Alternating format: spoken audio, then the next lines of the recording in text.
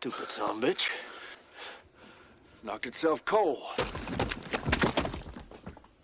Called my ass. He's dead. We killed him. We killed it. Fuck you! Hello, boys and girls. Welcome back to Wednesday night movies and Tremors. Whoa. I love Tremors. Tremors is one of my all-time favourite. I've got the box set, all 7 movies, and I have the TV show. I love them. Yes, they go down in quality, but they're still so entertaining right up to the end. This the 7th movie. It's not really fair to compare them though, because the Oh, first no, one no. is an absolute masterpiece. It's the same as everything. If they had actually stopped at Tremors and didn't do a second one or a third one or a fourth one, it would have been perfect.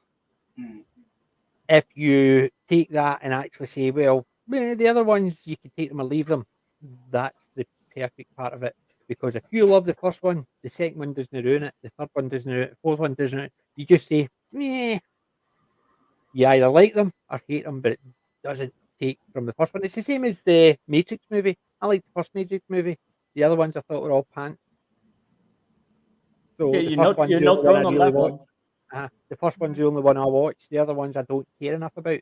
Because as long as it comes to a satisfactory end, even if they leave a tidbit for it to go on to another movie, I don't care. But the It's the Matrix ones that one, actually, that's why I don't like movies now where they go part 1. I don't care. I'm not going to watch Dune because it's half a movie. I'm not going to pay to watch half a movie.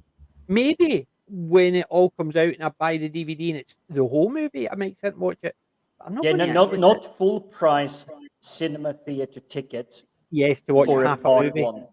Yeah, for like what, half a movie could be a third or a quarter of it. Yep. Yeah. See, Taraku's only seen movie 1.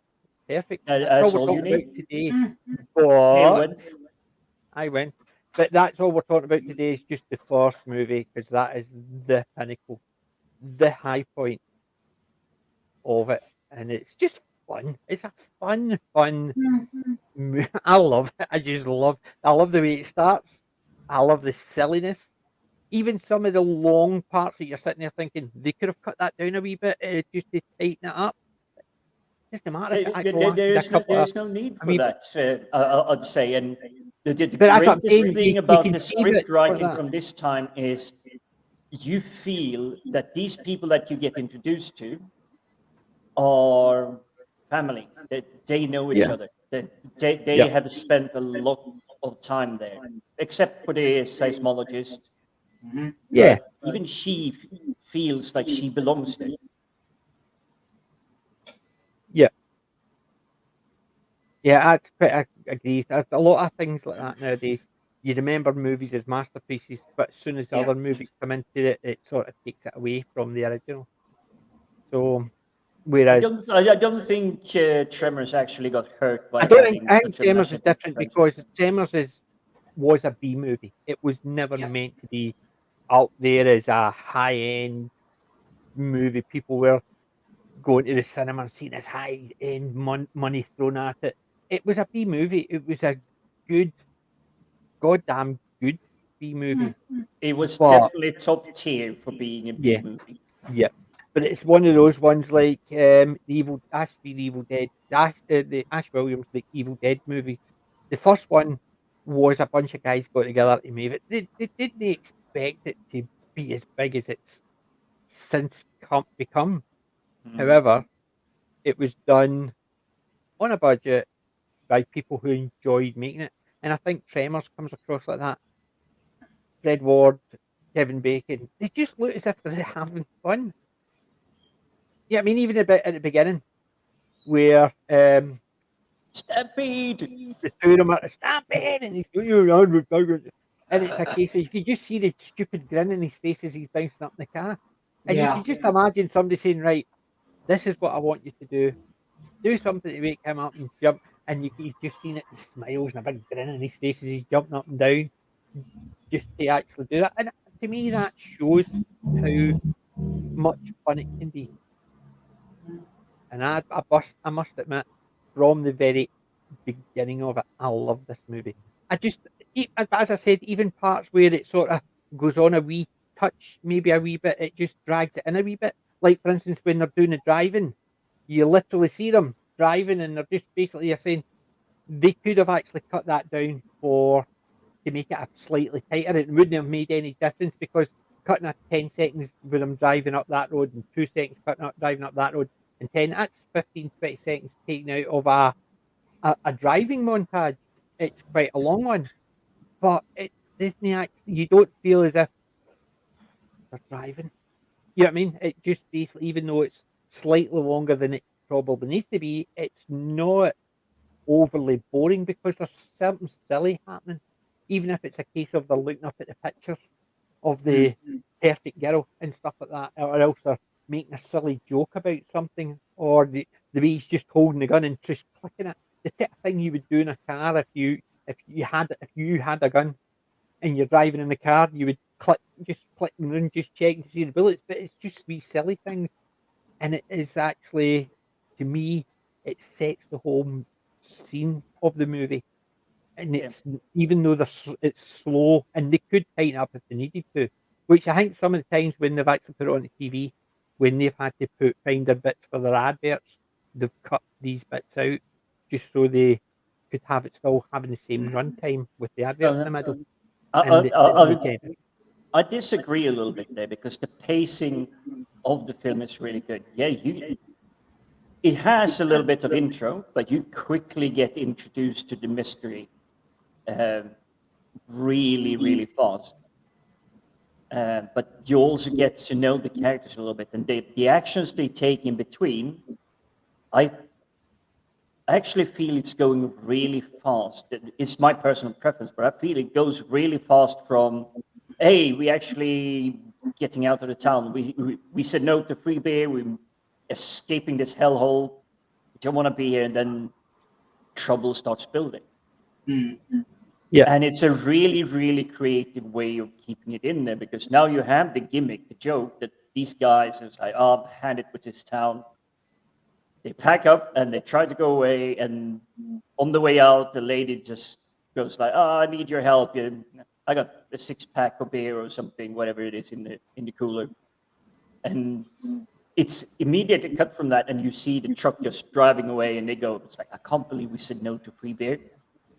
And you kind of understand that's the willpower. That's how much they want to get out of it. Yeah. Aye, because they had a couple of months' work there to dig the pit, and she was offering the free beer as well as the stuff like that. But it did actually that as well. The fact is, it says population 14, and then you look down, there's a store and a couple of houses, and that's it. It definitely looks like one of those towns you would just see.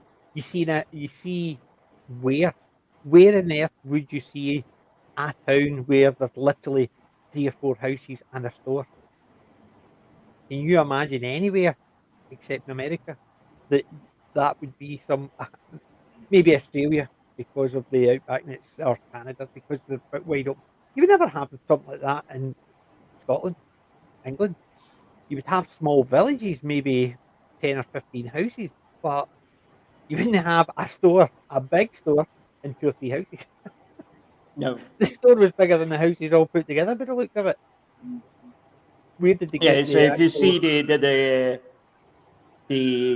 guy that is burying the first body, if you see, because it's an overhead shot, you see how big his hut is.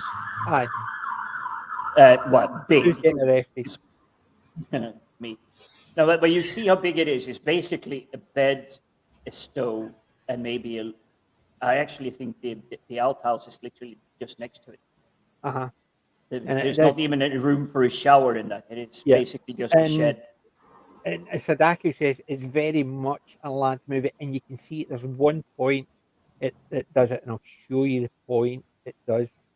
I dug this up because I think it's just one of the scenes between the two of them that you can just see it. That was the bit after the geologist gets caught with the barbed wire. So he's put Yeah, the laughing gas barbed and all wire, that on it. even still to this day, today, Yeah. when she's trying to crawl out of it, I still get that tingly feeling. It's like, oh, that's gonna hurt. That's gonna hurt. It's like, ow, ow, ow. He's Still obviously just feel got his that. bandage on her, but it's the look between the two of them. Yep. Yeah, I mean, And the look on Fred Ward's face. yes, the big cheesy. It's this Cheesy bit grin. when you know the two of them. It's the bit when they're looking over to him and he's going, and the two of them are going, oh dear. Yeah. I'm going to say I like the science behind what she's trying to explain in this movie, and you got them to just go, yeah, okay. Like they don't They really don't understand have that. an idea about it. What she's talking about. That's under the ground. It's subterranean. No. But another thing is I like about the Graboids, they are very smart. Staying there all night next to that rock. Yeah. And waiting for it. And it's her who figures out just to pole vault to the next rock. And they've been there. The two of them are arguing and she's saying, imagine my shock. A strong, independent female lead in a film from this era that comes up with her own ideas, actually rescues people. Actually think they know better when it turns around. Actually, they're not. For certain things, they may know better, but when it comes to other things, they don't. They just assume they do. As you would expect in these set of movies, it'd be like a guy and two women are actually talking about certain things, and the two of them would be saying, we need to do it this way, do that, and the guy goes, practicality, we do it this way. It's the same principle. The two of them are actually trying to find all the overly practical ways of doing it, whereas she just looks at it and goes, well, we can jump. So she's basically, they're trying to be that practical, they actually miss the easiest parts. Well, that is part of my favorite acronym that I still in IT have to use today, and it's KISS. KISS. Keep it simple, stupid. That's good. Aye, but that's only because you get a picnic. A problem here. No, I will have to agree. If there is a picnic, the KISS acronym may not always work. Yes, exactly. And remember, half the time it's a craft moment they have. Can't remember a second thing. Yep. That's what most of my issues come up with when it's a craft moment. You told me how to do this before. Yes, I did. See, Sadaku's right as well. Again, look, the 80s political correctness and was emphasised in A Tough Woman Really Began. It was a case of the guys just ignore. They didn't deliberately go, shush women, we are talking. It was a case of the two of them just talked because the two of them had ideas, they thought they knew better, and she's actually going, heck, even actually try to get things. She just went and did it. Yeah. Which was right. Politically, the political correctness part. We're talking about. I think it was just a case of showing that the old-fashioned things of women need to be taken care of aren't as prevalent. Exactly, but we were talking about the era that delivered us this. Hey Vasquez, have you ever been mistaken for a man? I don't know. She responds with, no, have you? But exactly. So things like that. Then you've got Ripley, Vasquez. You've got her in this. You've just got so many good female characters that this one, it's a typical lads movie. She ends up getting her kegs off, so she's thrown about in her pants for no reason. Yeah, it did happen. Did it happen to any of the guys? No.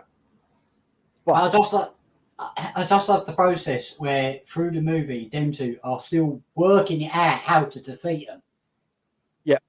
And that is absolutely brilliant. It's a slow pace, like a build up, and then in the end, it's the grand payoff. That's it. Yeah. And it was the fact is they didn't even think right up until the very last minute. Yeah. They didn't know what was going to be the solution Yes. until it happened. And another thing is, they decide to use the tractor to get him to the mountains. Yeah. And the grabbers, what? They got so smart, they dug a hole. You know, and thought, we're not having this. And in went the tractor. Yes. Yeah. Did anybody notice the girl in it? Which one? Mindy. Mindy, yeah. She was the girl from Jurassic Park. No. She was. The wee girl was the one that was with a pogo stick. That was the girl from Jurassic Park, wasn't it?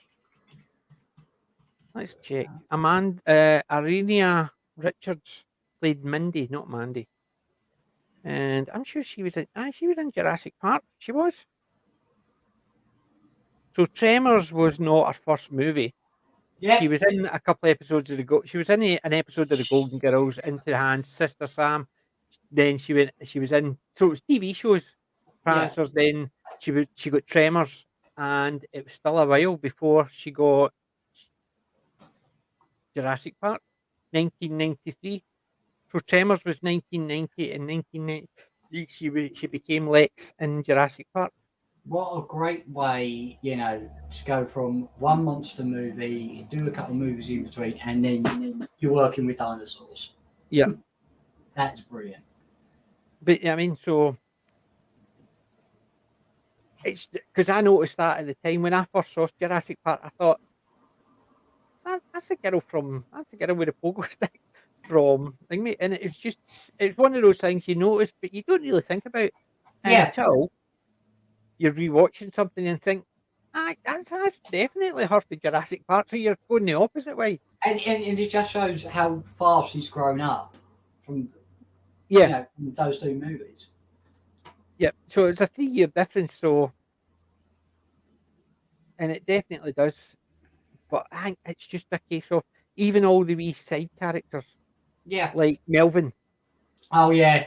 How many people actually wanted him to be eaten by the graboid?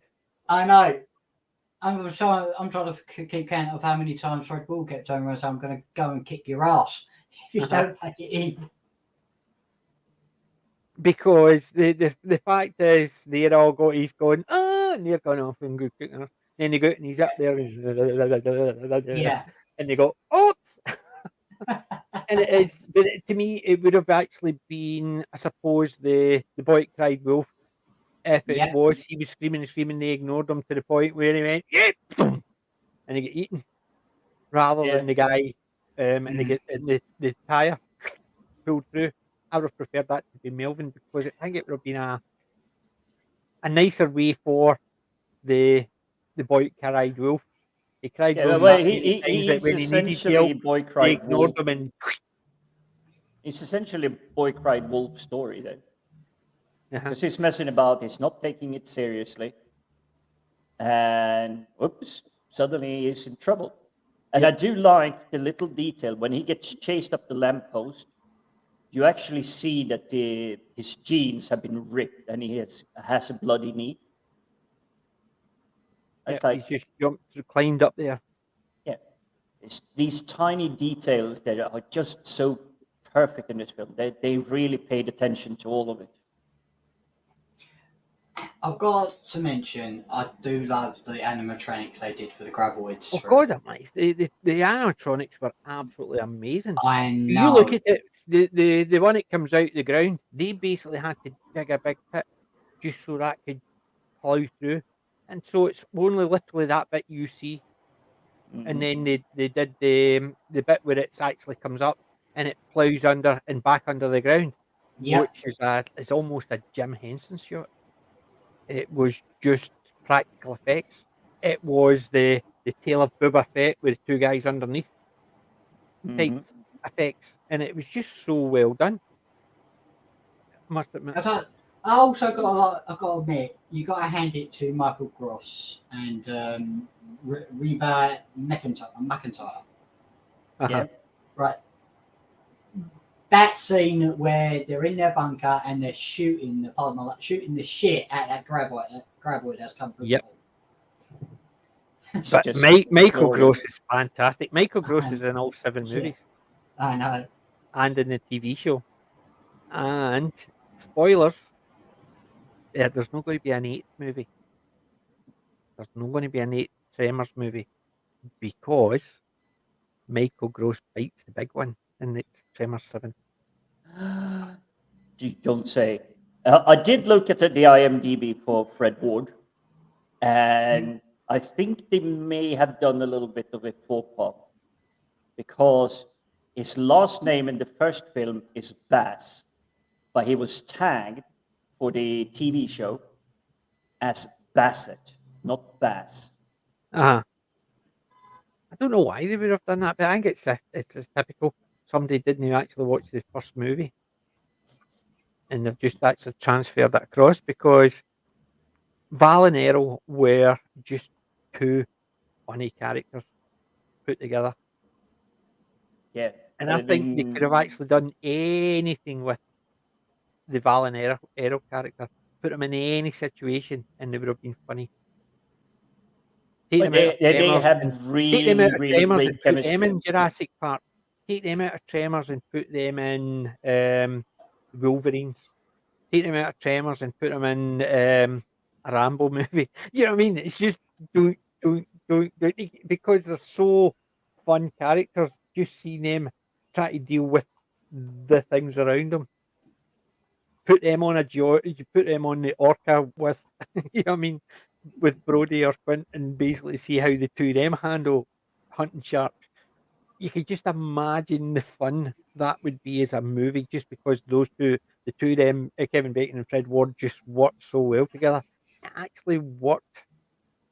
It's It such a worked great to the point chemistry where- there, and it's funny that you mentioned Jaws because that is a thought I had about this.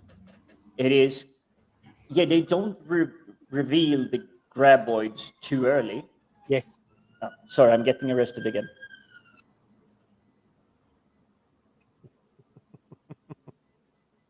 Okay, it should be gone now. You're next. It is the mystery of the monster that lifts it up. It makes it feel more dangerous. Yes, and I think you're right, because say for instance the monster did a Jaws, it looked terrible. Just in the off chance it looked terrible. It didn't actually look amazing. But you imagine it did a Jaws and it looked terrible. They held that suspense right up until the first coming out. Even though you saw the tongues and stuff like that, you still held, because you didn't know if that was the bit, was that the tongue was just a bigger version or a smaller version of the stuff moving. And because the people were getting eaten and all that, were getting dragged down and stuff like that, is it just that dragging them 2 or 3 or 17 or a million of them under there? Nope, just one big one. It's that type of thing you don't know until it just goes out the ground. Exactly, you but go, you do "Ooh." have a clue that there is something scary out there when you get the first victim, the guy that crawled up into the power line table. And it's like he sat up there, starved himself, and died of dehydration. That's an excellent comment, Sadako. That's a really excellent comment. I'm surprised they haven't used it. Well, I hope they had used it in one of the other films. Yep. See, the thing is, in this, the number of they didn't give a reason or where the actual monsters came from. They deliberately didn't, because they were thinking, will we let it out? Would it be radiation? Would they be from another Earth? Would they be from this? Would they be that? Would they be that? And they decided to say, bugger it, we'll throw them all out there. So the bit where they're all sitting talking, where did they come from? That is all the ideas that the writers had, but they didn't know where to go. So they just shoved them all out there, and you can make your own mind up. Yep, that is part and parcel of what this film is. Such And I an think amazing one. it works because of that. So they didn't tell you it was a space seed, a meteor that landed and it had these, and they just grew up gradually. Or they didn't tell you that these are left over. Truthfully, I think they should have had rumors and the rumors. Oh, you always get rumors like that because you look at that old story about so and so disappeared with all his cattle 40 years ago or 60 years ago, and they never. It's almost like there's never heard anything about them. Then the four of them turn up. But then again, how long has that town been there? And they're just gradually moving down. I would have preferred if there was. They brought movies in later on where it's back to tradition as when it first started. So it was, and you see it. You see Burt Gummer, his ancestor, who hated guns, with a punt gun, shooting one of them. But if you had that information and they hunted for them in the past, why was it not known to the people in the village, the town, or even in the valley? I would have preferred if they had mentioned things like about rumours in the past. You still wouldn't know where they came from, but there might be rumours that it could have been there for a long time. But it's just one of those things. But I like the idea that they never gave you an idea.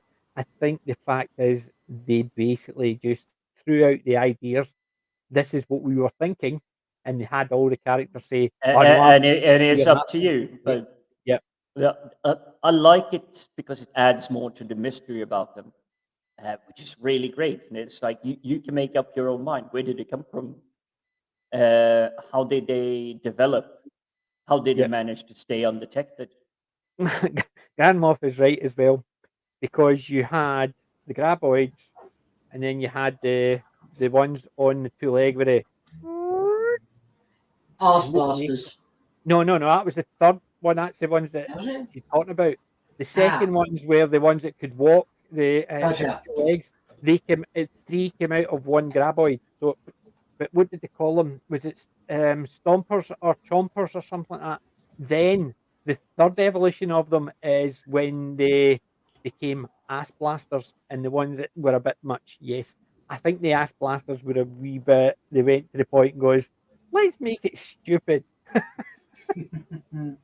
But the fact of having them, I know why they did it. They wanted the second ones. They wanted to make them. How could they evolve?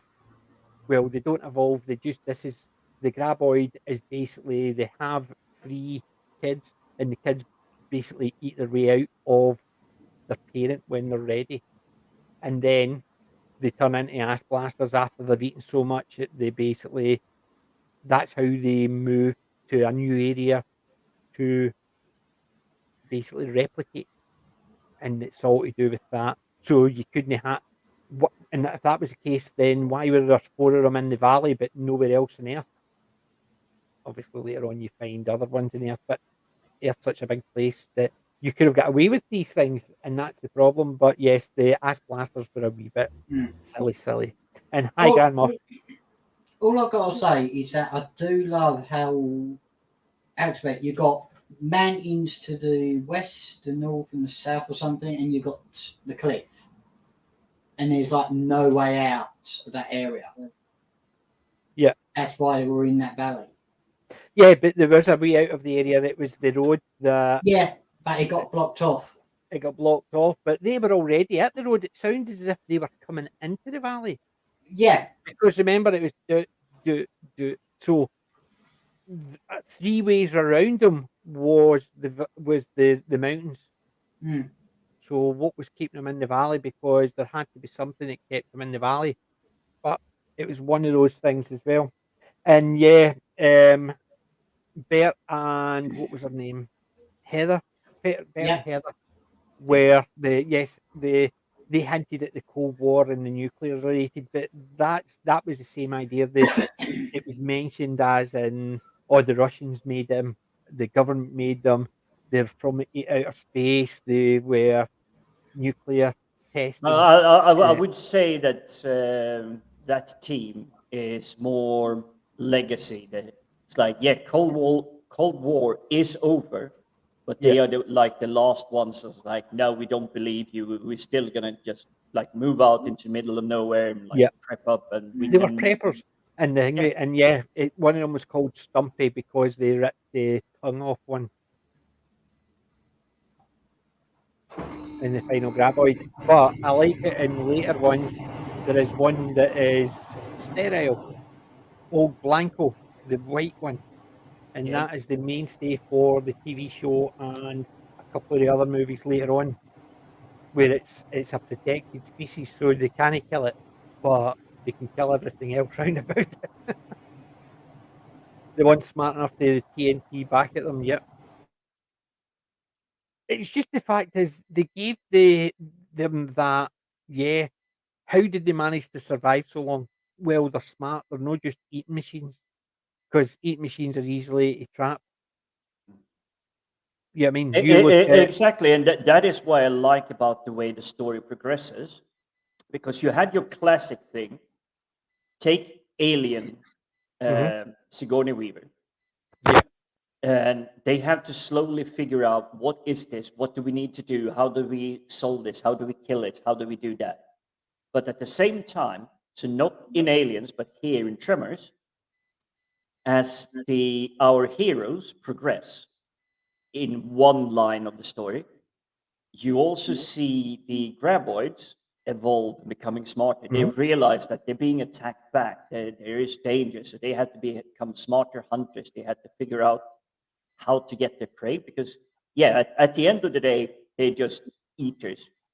That's the goal. They're hungry. They want some food, but they get clever and clever at the same level. So you literally have a race neck and neck toward the finishing line, where the heroes are still like trying to figure stuff out, and every time they come up with a solution, their enemy comes up with an equal and just as clever response to it. Yeah. It's really, really good story writing in this one. I've got to say, there's a line Burt come out with in it. He said, "No tracks, no sign, no spoor. You think after eating all those sheep, they've got to take a dump someplace." Yeah. And that's the thing as well. It's basically they're being practical about it. Yeah.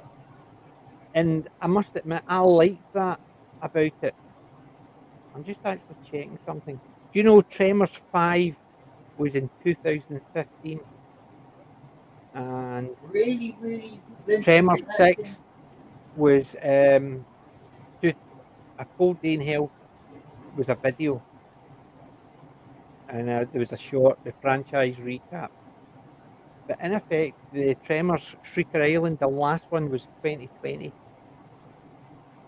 So, considering the 1990. So, I was just gonna say the franchise has been around for 30 years. Yeah. That is really impressive. Yeah, I'm just trying to actually, because in Tremors 2 Aftershock. Good thing is they didn't just call it 1, 2, 3, 4. They called it like Aftershock, Shrieker Island. They always gave it a name. And it's the graboids. And what did they call the new ones? No, so in 2 they were actually still fighting. They were still attacking graboids. It was still the graboids. So 3 must have been when they actually changed it up. So it was. So I'm just trying to find when they actually renamed them. Because 3 was the Back to Perfection. So they're back in the town. Because that's really annoying me. If somebody out there knows what they used to call them, so you had the graboids and you had the ass blasters, what was the one in the middle? And that's the ones that's annoying me. I can't remember. Shriekers. That's what they were. They were shriekers. Because they shrieked when they saw you. Shriekers. That's what it was. So they had graboids, shriekers, and ass blasters. That was the 3. The 3 shriekers came out of one graboid, and then after they ate, they loogied up another one to the point where they had eaten that much, they transformed into ash blasters. Then they would fire them out with itself off, and then they would land somewhere, and then they would metamorphose into a graboid and start the whole process over again. So three shriekers come from one graboid. I'm going to actually rewatch all of these because I'm on holiday next week. So and I'm away, so they're all loaded onto my iPad. So they are already ripped them down, so they're on my iPad, TV show and all. So when I'm away for holiday, I'm going to be sitting watching Tremors. So I'm so looking forward to it. So what would you class as your favourite part of the first movie, Tremors itself? Jim, do you want to go first? Or He's on mute at the moment. Well, what do I consider? Hi, Kelly. It's got to be the scene where it's in the bunker and they're using every single weapon they can find on the wall just to kill it. And then they bring it down with the elephant gun. Yeah. And then they get on the roof and the elephant gun don't work because it won't shoot through dirt. Yeah. What did they call the elephant gun? He had given it a name. I'm just trying to remember the name. I'm trying to remember it. I'm sure it's one of the quotes. Now, what was the quote? Because he named the elephant gun, if I remember right. So, where is it? What did they call the elephant gun? That's really annoying me.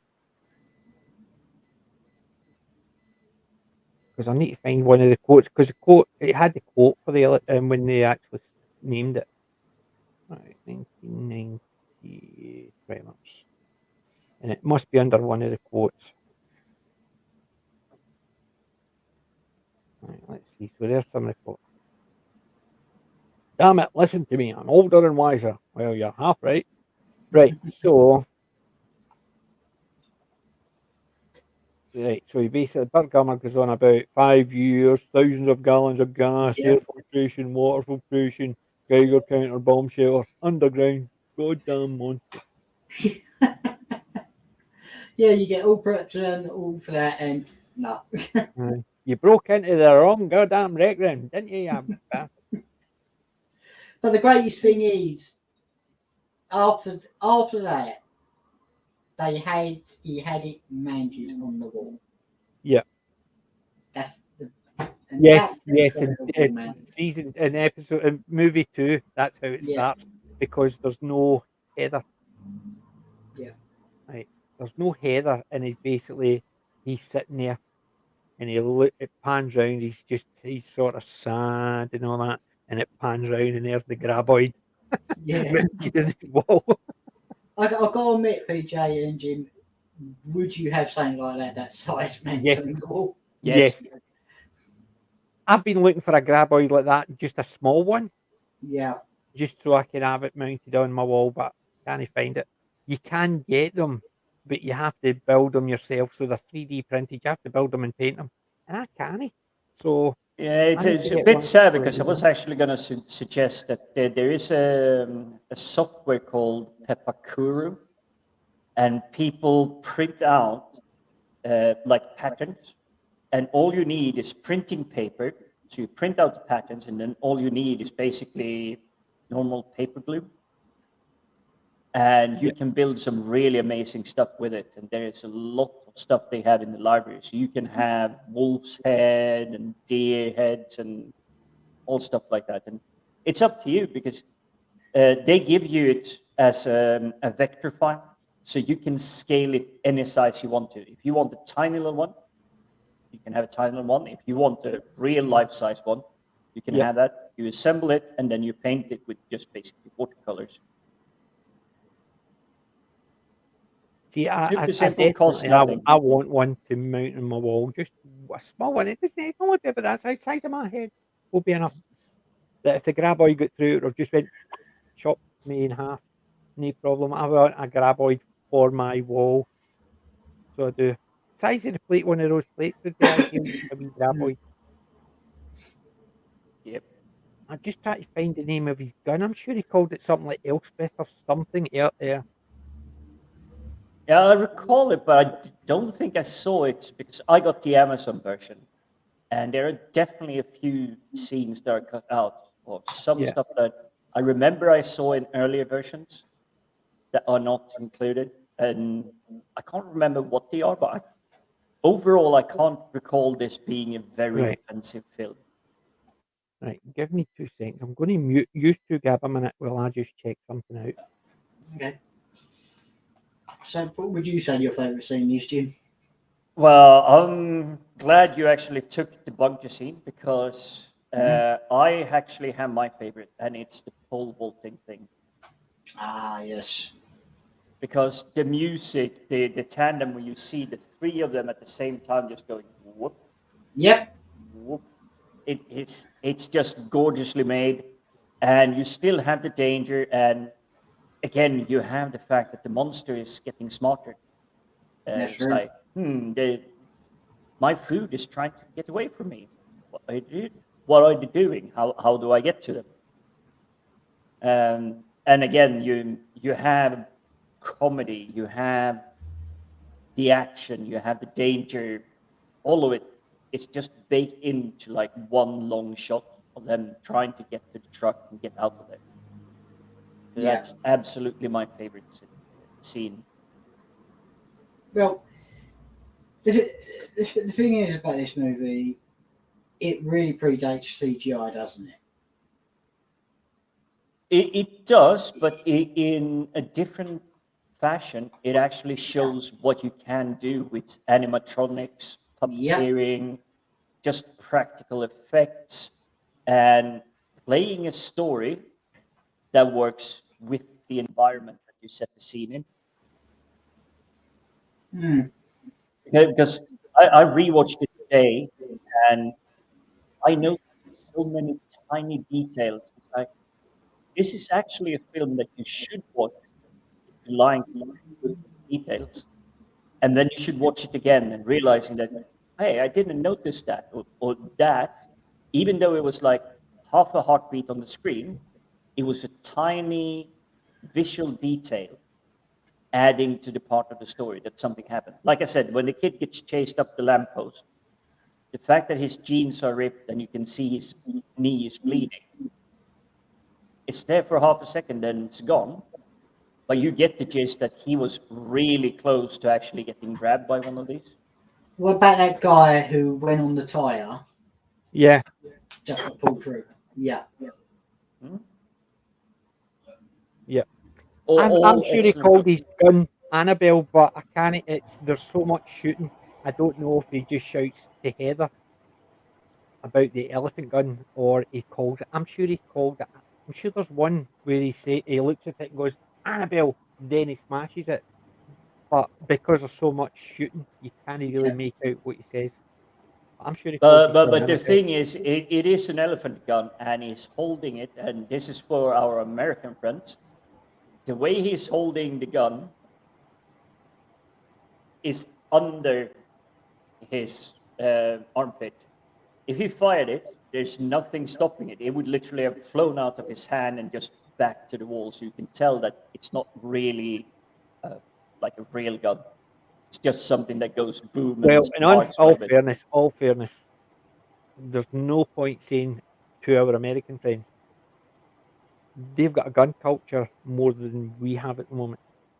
So they understand more about how to hold weapons than a lot of British people do. So it's something I looked at, and Reba definitely doesn't have. And I don't mind, but I do look for it a lot more now because I like to know that even the actor has gun discipline, knowing that, okay, you're waiting for something to happen. You don't have the finger on the trigger. yeah. You have it stretched out and relaxing above the trigger guard. Well, that's why I liked when what do you call him? Oh, I just called named him the boy. Cry Wolf. Melvin. Melvin, yeah. When he hands him the gun, you see him. He's standing with his hand on the trigger. Because if you give somebody who'd never held a gun before, the first thing they're going to do is they're going to do that. And I thought that was quite good because it looked like he went, ha, there's no bullets in it because he's walking about with it by the trigger. You know what I mean? And it's because if you gave us them when we were younger kids, the first thing we would do is we would hold it like that because we see them on it's a natural grip. It's a natural grip to do that. Yes, because a cowboy, even when you're watching cowboy movies, you see the cowboys at the time they're holding it, they take the gun out and they're holding it with their, their hands are in the trigger, ready to go press. But that's how they do it. Nowadays, you see cops and their fingers straight, hold on to the gun. Whereas then you were watching cowboy movies and the guns were always held the way people expected. Well, it is a natural grip, and that's why it's called gun discipline. And it's far more than just you rest your finger on the trigger guard rather than grabbing it in. But it's more things that adds to the complete concept of gun discipline. It's you don't point the gun at someone, whether you do the full out, which was the classic 80s, or if you do the more modern one. So if you're holding it out this way, you're extended. You can be easily chopped. Weapon can go away, but if you hold it close to your body, you can just go bam, but you still do an trigger. Well, not like the Dirty Harry where he's holding it with one hand like that.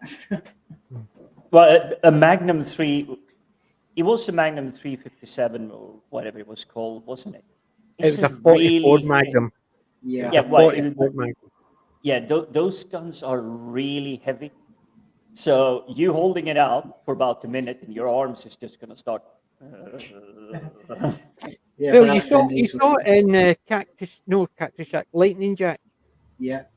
When he's actually trying to teach Cubic Junior how to use a gun. So he says to him, right here, and basically this is just a standard. I can't even remember what the caliber for the first one was. Colt. And you see him. It was a Colt 45, right? No, it wasn't even a 45. Right, it was a Colt. It was a small but caliber. It was a standard caliber Colt. So he takes it and he shoots, and he says, "That range, you could put a hole in a man." And he shoots the barn, and it takes the knots out, takes the knots out. And then he says, "Me, I like this one." He says, "This is a 357." And went like that, and the whole plank disappeared as he fired it. And that was only a 357, whereas in Dirty Harry, it's a 44 Magnum. Come on, that's basically what it is. This is a 44 Magnum, the most powerful hand weapon. You call that a gun? This is a gun.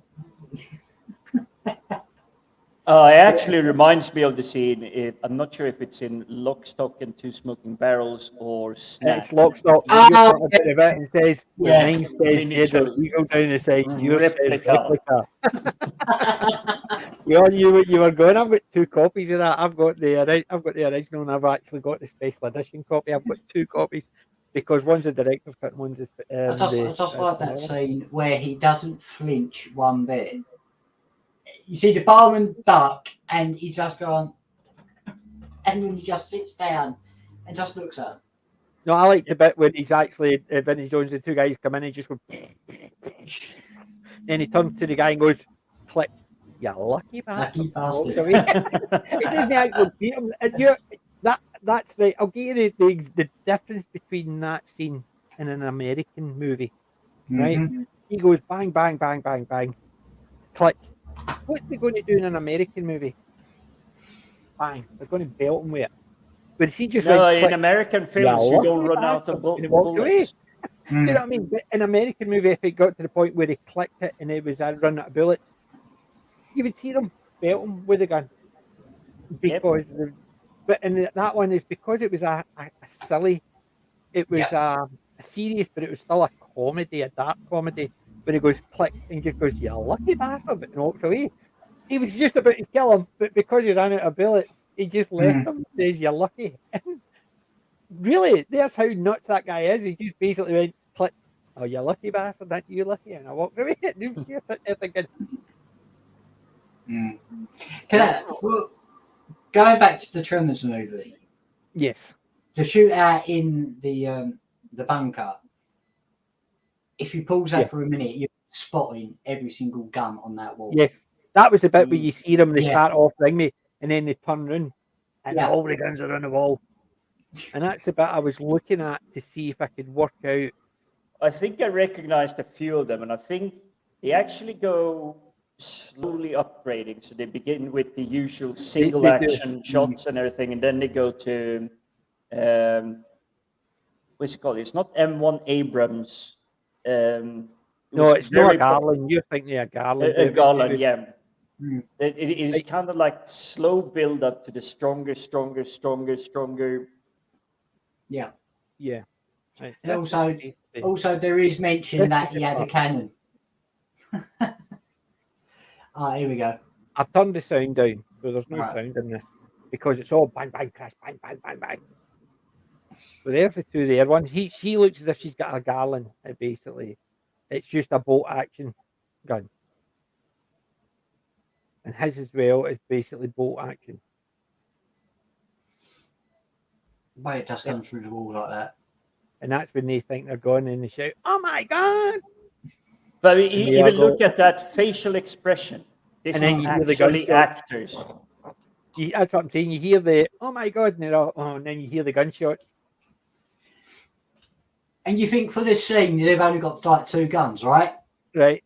That's what I'm saying. And then it's a case of and the then backup. it's And then it's the machine pistol or the semi-automatic shotguns, pump action shotguns, because the two of them use a pump action at one point.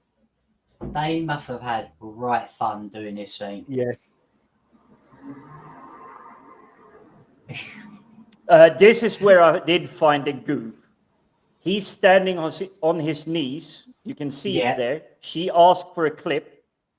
He throws it, but it comes from above, and she's standing up. She's way higher than he is. So he throws it just across, but when she receives it, it comes in from above. But it's like, I cannot fault it for that, because obviously it was retakes. The only part I saw I was a wee bit critical of was when they had him standing, kneeling in front of it. You could see the green screen effect. Yeah. Considering when it was made and the type of pricing they probably put on the special effects, which done really well. I thought that was the only bit they should have actually not had it as close.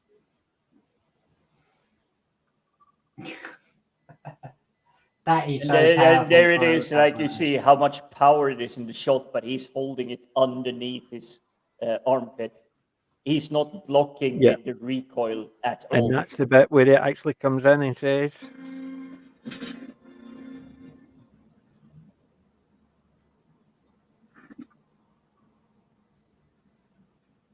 broke into the wrong goddamn brick room, didn't you, bastard? He looks so happy to deliver that line. I know. But that's what I'm saying. It's just basically that whole scene itself. Yes, there is the bit where he's meant to be kneeling right in front of it, shooting, so you can see the green screen effect on it. Then he's shooting the gun and he's no got it against his shoulder, and it's if it was that powerful, it would have literally boom, and it would have actually literally flown under his arm. But you can again, I still got that manic. I know. Exactly, but I think the goofs and like this isn't how it would be done. I think it adds to the quality of the film in a really weird way. I think they tried to do it in a one-shot thing rather than actually cut now, put all the guns back. You need to be careful that gun's there, and they didn't want to actually. So they've done it all, and even though there's the wee glitches with the gun under his arm, they didn't want to actually stop it. Like, you need to do that bit again and wait a minute. So what gun was on the wall? Do we need to reset them all and do the whole thing again? Or it's that type of thing. I think they just wanted to do it as a one shot, and I think it worked. I know. Even though there be glitches. Also, I like that where it came through the wall, you don't see dirt or anything. You just see like black. Like, so they really covered up all like the mechanism just to make this thing work. Yep.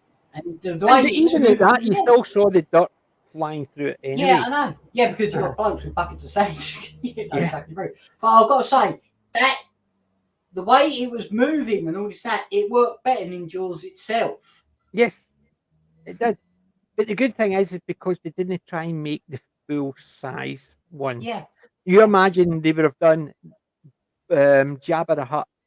Yes. That's what they would have had to have all that type of the guys inside through the tail. You could see it.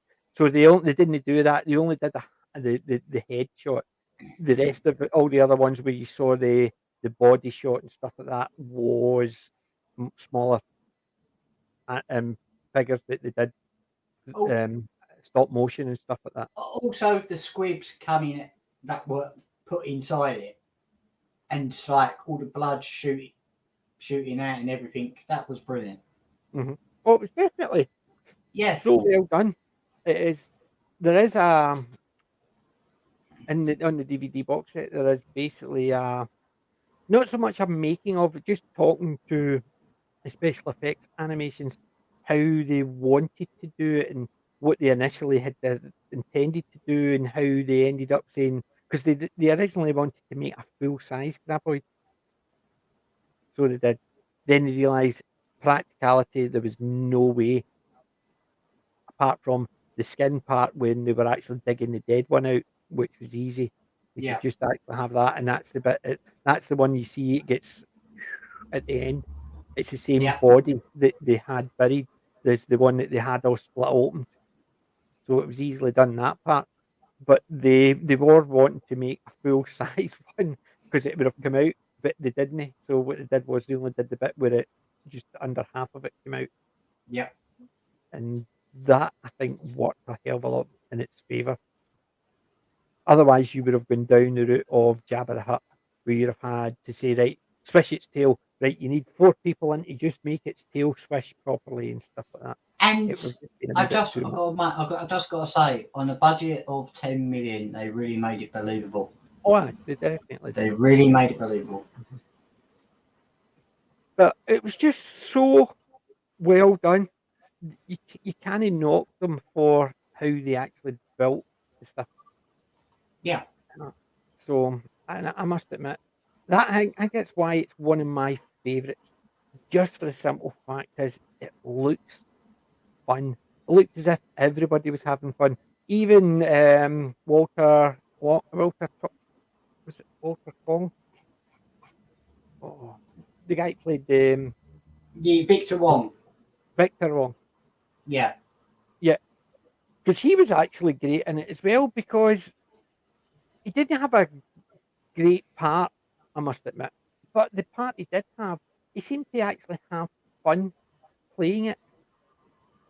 You know what I mean? Yeah, I know. Yeah, so Victor Wong played Walter Chang, that's what it was. And I thought he had fun in it, even the bit he got to be eaten. Yes. All the other ones you just see thump or the head and stuff like that. I've He's got to the admit, only one really you get see getting eaten by it. I've got to admit, I do like how they buried that car, as it just goes in, but you don't see it fully go in. You just see the headlights going out, and next thing it's gone. Yeah, and you can just imagine what happened to the poor woman. And they turn up there, and they don't notice that the ground. It's just basically the car's going there. We've just missed them. Man, where's the bloody music coming from? I mean, it was so well done, and it basically the cluelessness and how they found out the poor horse was the clue they got. But I think it was just so well done, and I think the way they actually hid the monster just gave you hints at it. Gradually, it got better and better. Like, for instance, you hear the bat. Now, I just got to mention. Next thing you know, they're just up there going, "Where are you? Where are you?" Left his hat. Now, I just got to mention one technique that I did like is where before the grand reveal of the monsters, where they had the camera really low to the And ground. they just, Yeah, I that was thought brilliant. that was really done. That was well done. It gave that perception, and even the bit Yeah. when they did have it going into the ground, and it was almost like they had it underground, so they basically you could it was obviously CGI that the camera was there and somebody was throwing dirt down, and it was just passing by the camera to make it look as if they were ploughing through the dirt. I thought that was quite good because it actually showed that aspect of it. And do you know what it reminded me of as well? Because they tried to make it legible or understandable how it happened. Right. No Ready Player One. Red Shirts, John Scalzi. Right. It's meant to be how Star Trek Red Shirts are treated. And it's about how the whole concept of the book is how all these weird things happen, because how the hell could they work?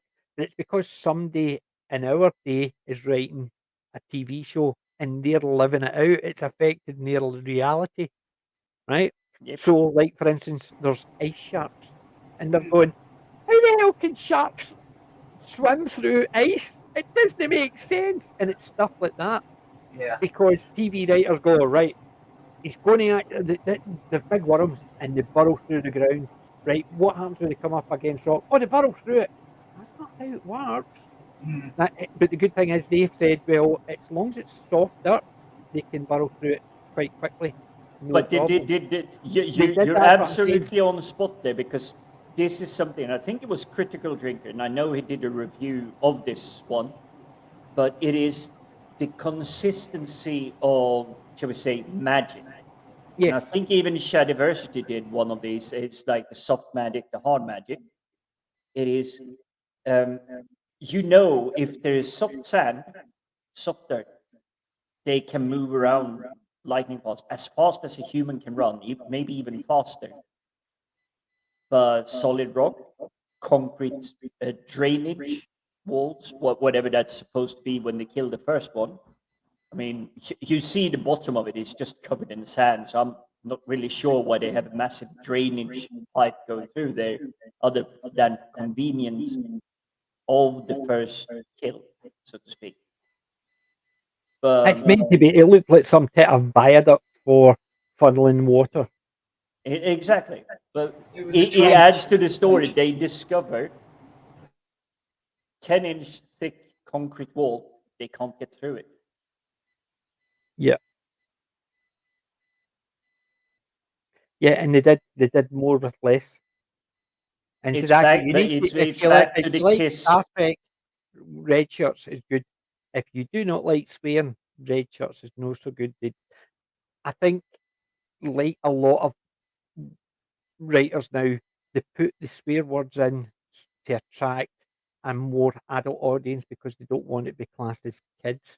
So if they took all the swear words out, the book would be just as good, but more people would be able to read it. And if for some reason there's a lot of swear words in it, that's the only criticism I had with Red Shirts. Red Shirts is good, but the reason I was saying about Red Shirts is because basically because it's based on how somebody wrote stories. So you would have land sharks, you would have ice sharks, and they're saying, how can these animals swim through ice? Because in sci-fi it makes no sense. But so you've got Dune, you've got the worms from Dune. Yep. It's a sand planet, so it works. Tremors, it's a dirt valley, so it works.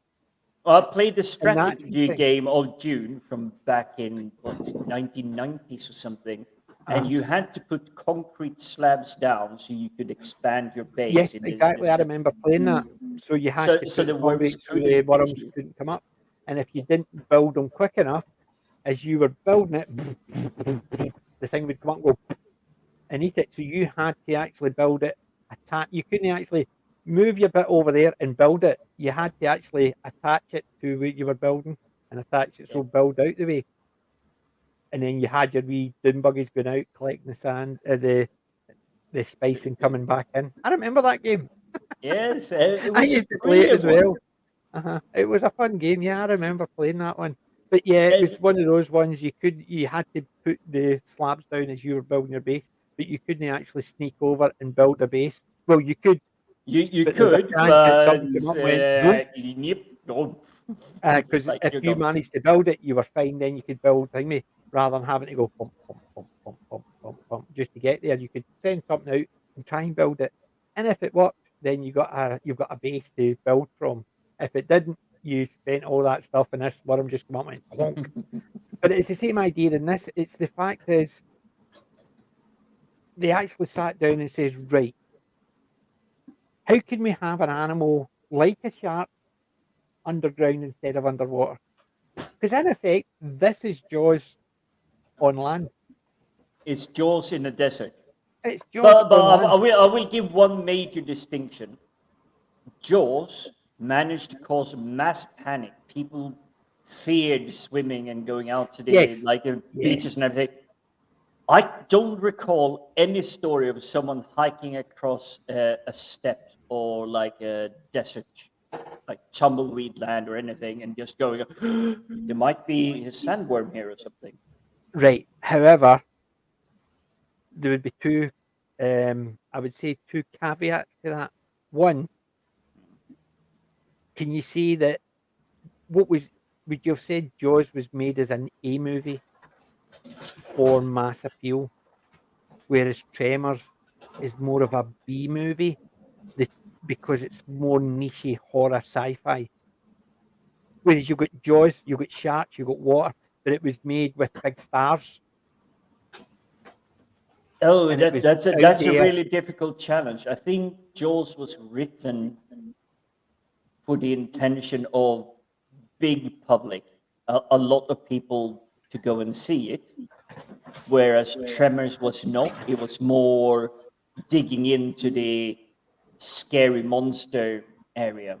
I don't Yes. think Jaws is scary monster area. Jaws is Yes, just a story. Yes, but the fact is you had a scary monster as in a big bloody shark. Same old thing. But yeah, Tremors, Jaws was played a bit more seriously. This is because it's a sci-fi monster flick. It would never get the same thing. So, but if it was, you imagine Steven Spielberg did this and Jaws, did the two of them side by side, and the two of them are advertised the same way. Yes, would people have the same freak out? No, because it's a monster movie, no matter Yeah. what. Because whereas if it was about, I'm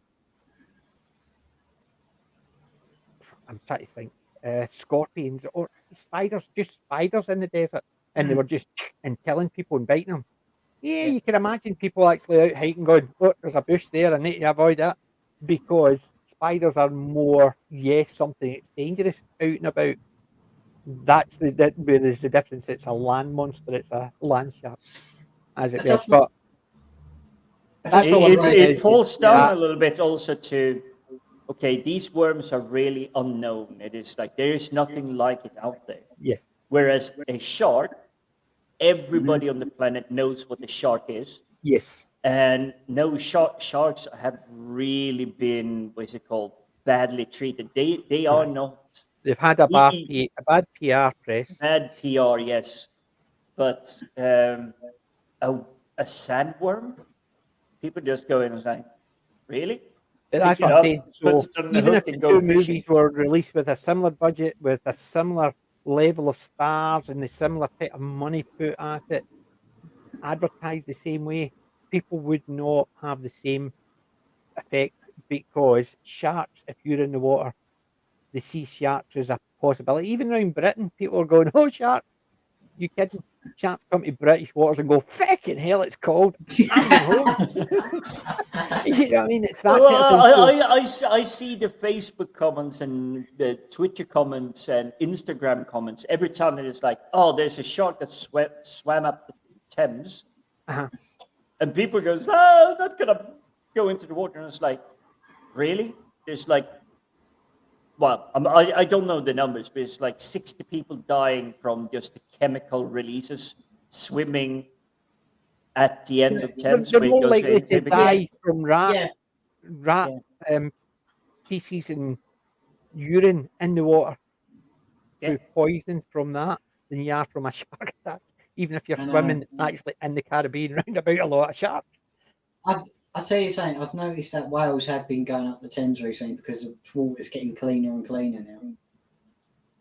Yeah, So- they seem to have done some good work, but it is still, regardless of what you do, there will still be seepage. It will come out and it will like get absorbed higher up in Thames, and when it goes out to the river, you will have a high concentrate. I just want to raise one thing. How would this movie work if it was a 1950s B movie? A If it 19 was 50s Actually- B movie. It Oh, would wow. have worked if it was. It would have depended on the characters behind it. The similar type of characters would have worked as long as it was a humorous take on it. If they tried to do it like them, Yeah. it would not have worked because it would have been too serious. I don't think it could work if it was taken seriously. It was a bit of a parody because people were, when they were making it and they were advertising it and people are watching it, people are actually thinking, yep, this could happen. They know it's for fun. They know it's a bit silly. However, it's done for entertainment and they don't take themselves too seriously. Whereas you imagine Jaws in the 50s, I think that would have killed it because they would have tried to make it too monster-like through the opposite way, and it would have actually did the opposite. Whereas this one could have worked going back to the 50s, but Jaws don't think could have worked the same way back in the 50s because people didn't have the same holidays. There was no as many people swimming. You might have in America round about the coast. People would have had that because they stay beside the sea. You may not have had. You wouldn't have had the same with people in Britain. You wouldn't have had the same with a few people at certain countries in Europe or whatever, because only the ones that would have been on the coast. Whereas when Jaws was released, people were going on holidays. They were going on holidays to the beachfront. They were going on holidays to exotic countries and stuff like that, where sharks were there. So it made it a wee bit more prevalent for them. So I think if they'd gone back the way with the Jaws, it wouldn't have worked because they would have had to make it more of a monster movie. Whereas Tremors, they could have gone back the way and made it a similar monster movie as long as it had a wee bit of humour in it. It would have worked. I think. Go ahead, Alex. I like Sadako's comment. That is good. Yeah, but we're talking about something made in the 50s. Yeah. And I think the reason we have such a masterpiece we do today in Tremors and even Jaws is a lot to thank for Jim Henderson.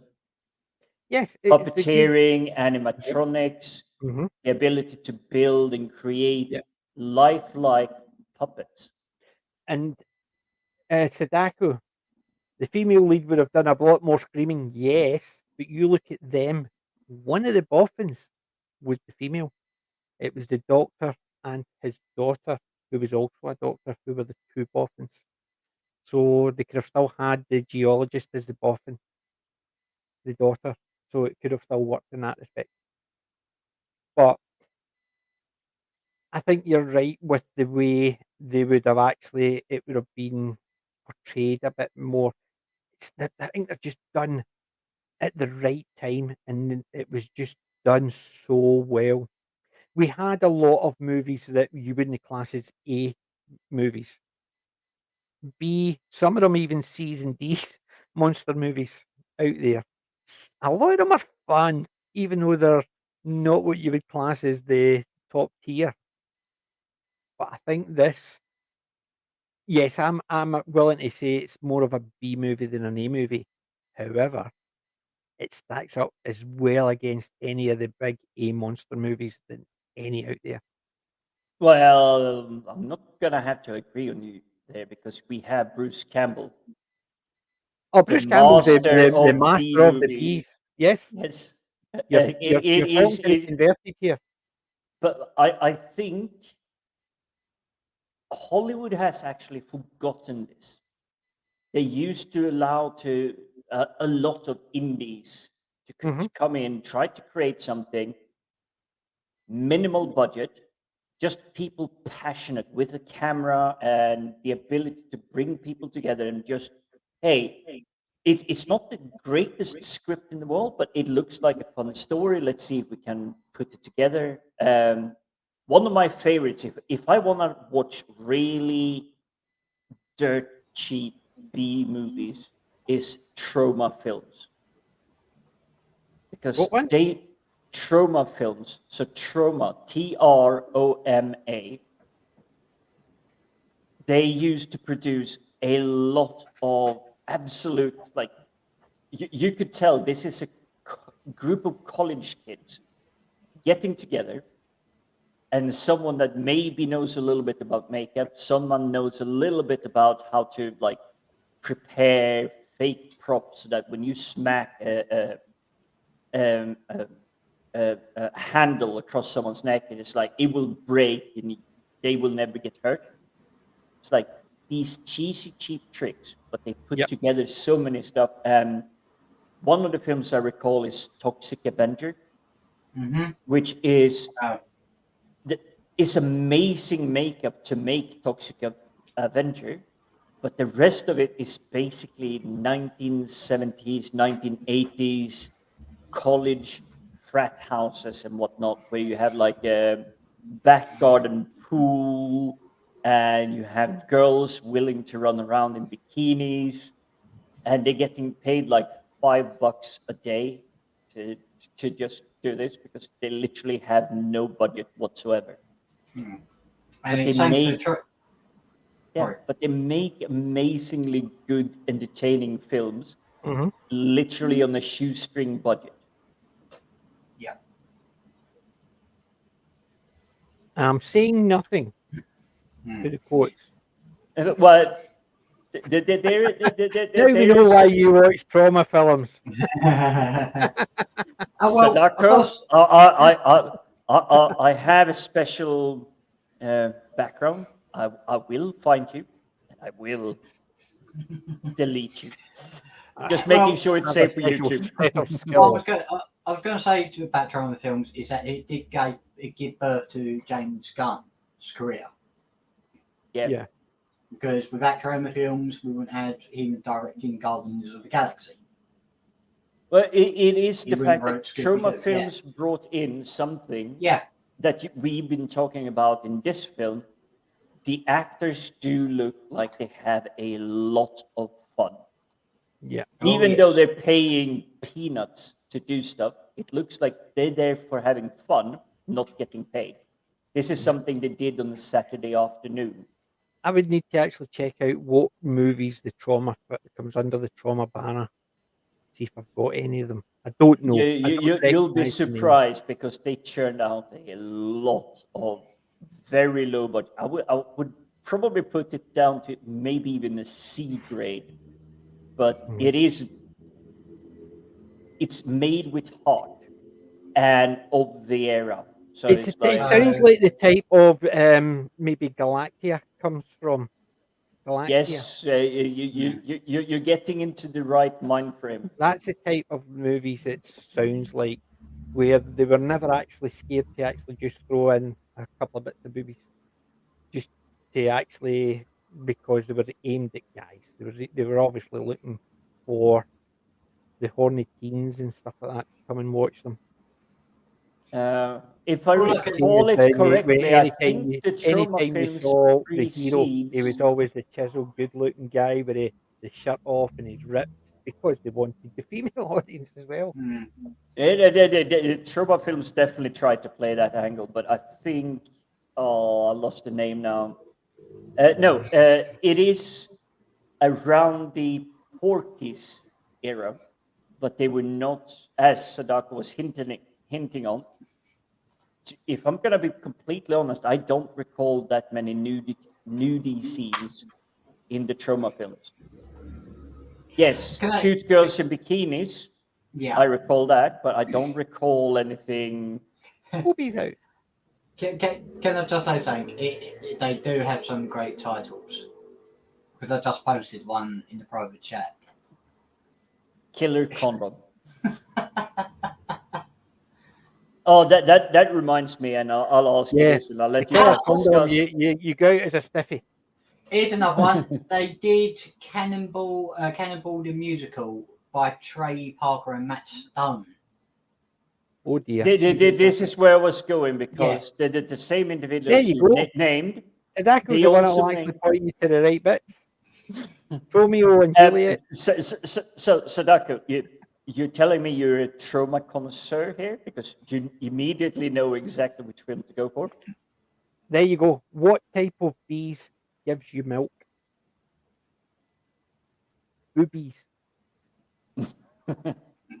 Well, I was going to say, because Alex touched on it, Trey Parker. Well, we all touch boobies. We're men. Men. I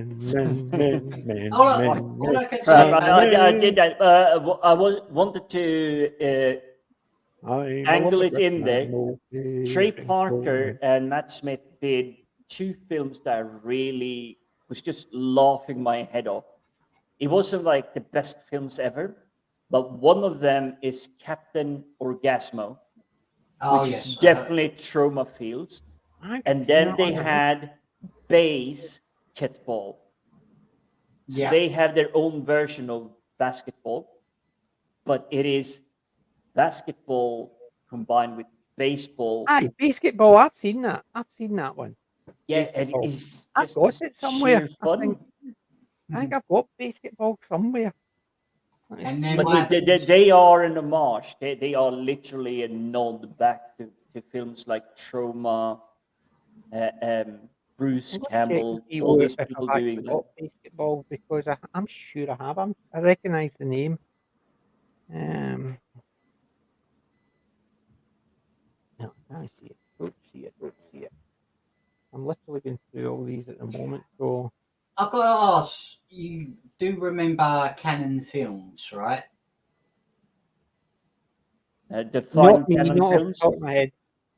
Canon Films is similar to Trauma. It was back in the 80s, 90s, and that they made films on a shoestring budget, but but the quality on them wasn't like too bad. And they did have a list of good films, and they did make Masters of the Universe. Wasn't that a lot of the things? I must admit, the bit I feel it is because the movies, yes, but see, a lot of times, who actually released them? Yeah, I don't know, because I like the movies. I don't really care about who released them as long as I can get them.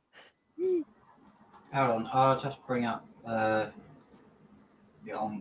just share it in private chat for you. At the Canon group. Right.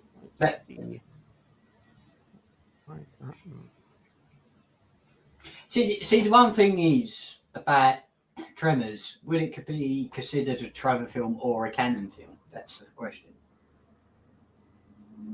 Say that again. The thing is about Tremors, would it be considered a Canon film or a Troma film? Because of the way it's made. I don't know about that. I'll throw that out to you, Jim. Let's see. Sometimes they actually throw out. Let's see what it says about it. Do you know what movie I'm trying to actually find? I need to get a hold of. My wife's looking for. It's Footloose. It's Kevin Bacon one. Oh yes. That doesn't actually give us the option. Sometimes there's certain links in this gives you what you would class it as part of the group, but it doesn't. This one.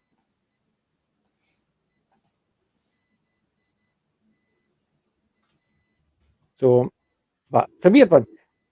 Let's go back to Tremors instead of your booby movies. Aye, Mr. Brown's Alliance. I'm Miss Brown Alliance. 1984 was Mr. De Bruyne. I've got to say about Tremors, they did have one of their production companies was No Frills Productions. No, I know Frills Production. I've seen a That's- few of theirs. Literally see the No Frills Production, the DVDs. You get the movie. End of story. No, there's no even a menu. It's literally you just put the movie in and it starts playing the movie. No Frills Productions. I've had a few of their DVDs out there, and they're good because if you just want the movie, pay £2-3. Even when you were paying £8-9 for a movie, you're paying £2 or £3 for them, and they literally you put the movie in. It didn't even actually have a wee trailer or whatever. It just went straight into the movie. You had nothing else. Movie only. And I didn't have an issue with that. I thought that was actually quite good because you were paying just a couple of quid for it rather than £8-9 for a movie with maybe a couple of extras on it. And it was No Thrills Production. I have had a few of their movies, and it was a good advertising thing because literally they said what they did what it says in the tin. So if somebody got it and says, "Oh, but there's no extras," you're buying a DVD from No Frills Productions. Why the hell do you expect extras? Can I just say something?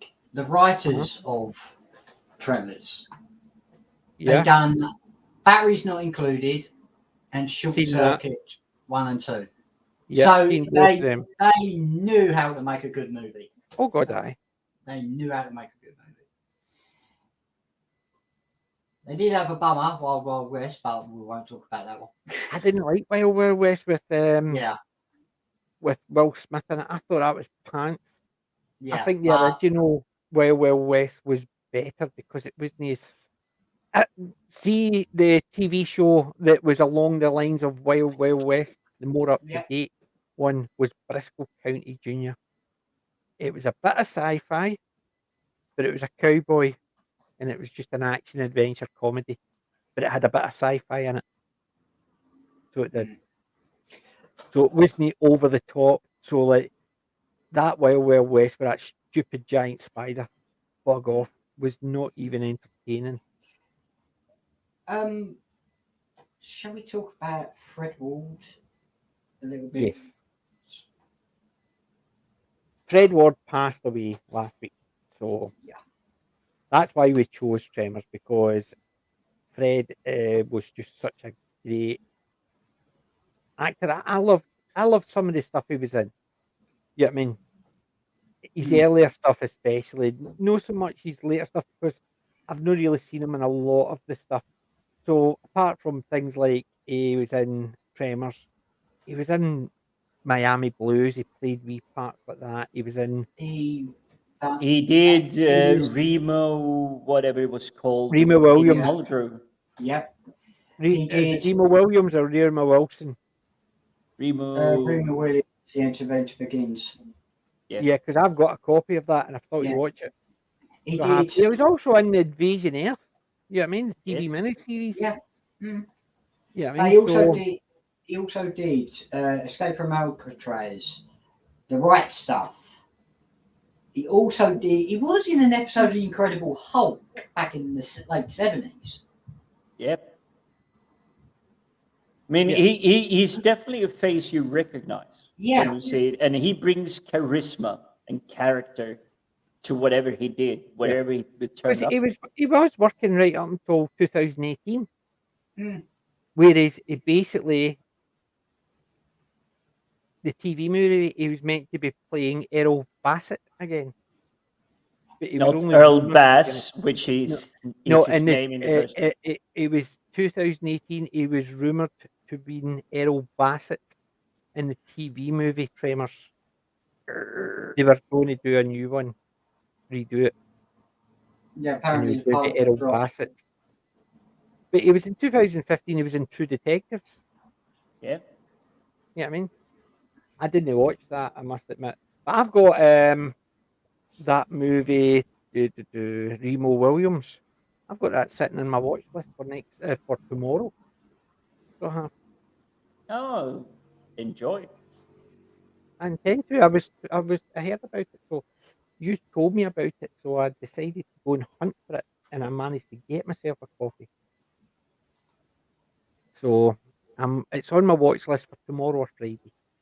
Can't say definitely tomorrow. Depends when it comes through, but tomorrow or Friday.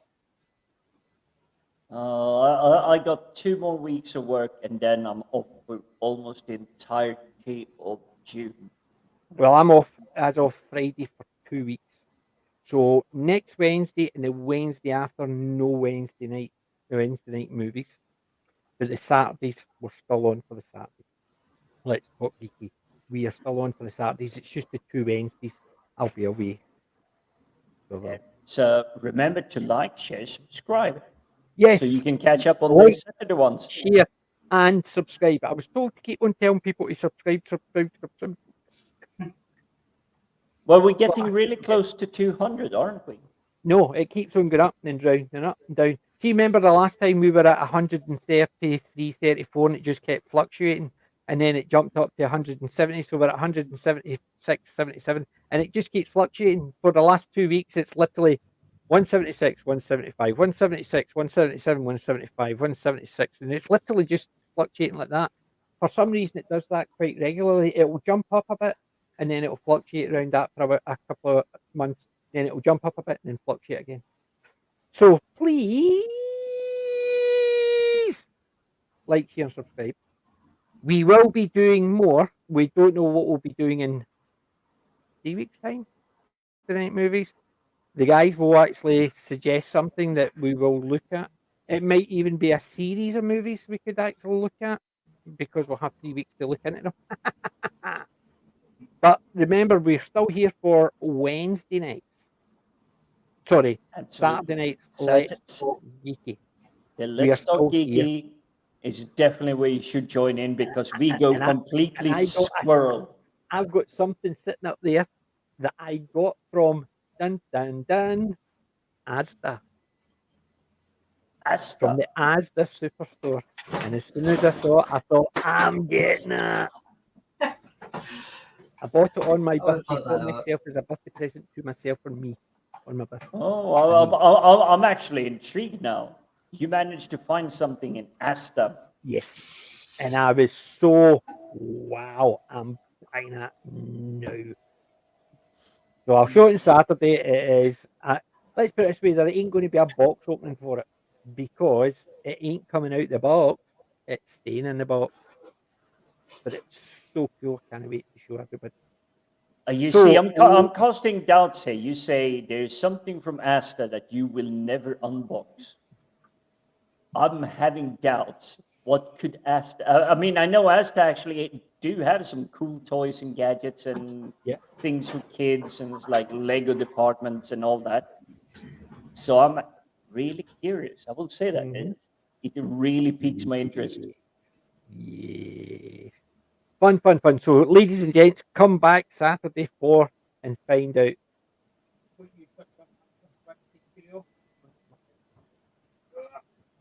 I'm pretty certain it didn't work, but also come back for Saturdays, because you will get more dogs on the show. Yeah, say hi, bud. Hi, buddy. Say bye, bud. Yeah. Right. So, come back on Saturday for Let's Talk Geeky. From myself, Jim, and Mr. AWK, thank you for joining us. And remember, ladies and gents. Can I just hold one more thing? Can I just say one more thing? Don't go out into the desert alone. Ooh. Oh. Turn that mic back down. But yes, definitely don't go into the desert and walk lightly, but carry a big stick. So remember, ladies and gents, we're not old, we're classic. That's it. DJ maybe, and the guys